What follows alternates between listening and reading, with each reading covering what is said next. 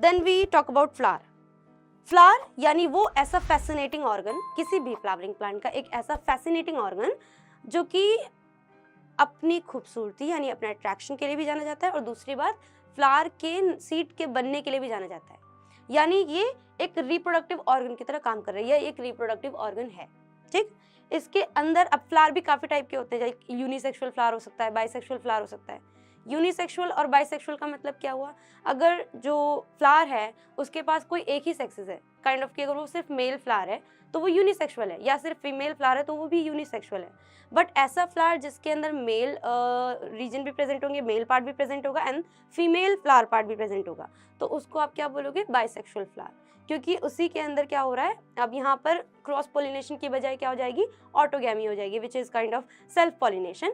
तो self pollination में क्या होता है, खुद ही के स्टिग्मा पर खुद ही का पोलन ग्रेन डस्ट आउट होना एंड देन पॉलिनेशन होना और नया प्रोजनी बनना, यानी सीड्स बनना एंड उससे बाद नया प्रोजनी बनना। Is it okay? Now leaf की बात करते हैं।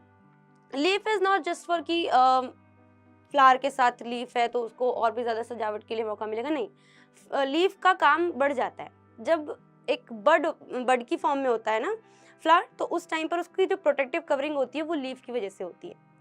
Sometimes leaves are modified as spines, so ताकि जो जानवर है वो उसको हार्म ना पहुंचा पाएँ और वो उसकी प्रोटेक्शन कर सके। तो लीफ का काम सिर्फ ये नहीं है कि वो उसके साथ अटैच्ड है, it also protect the plant, वो चाहे बर्ड स्टेज में है या फिर चाहे वो बड़ा हो जाता है तब भी उसको प्रोटेक्ट करेगा। ठीक, और साथ साथ में फूड प्रोवाइड करने का काम तो है ही लीफ का। कैसे? फोटोसिंथेसिस के जरिए मिनरल्स न्यूट्रिशन को इकट्ठा करना, रॉ मटेरियल्स को इकट्ठा करना एंड देन उसको लाइट एनर्जी के थ्रू फूड में कन्वर्ट करना।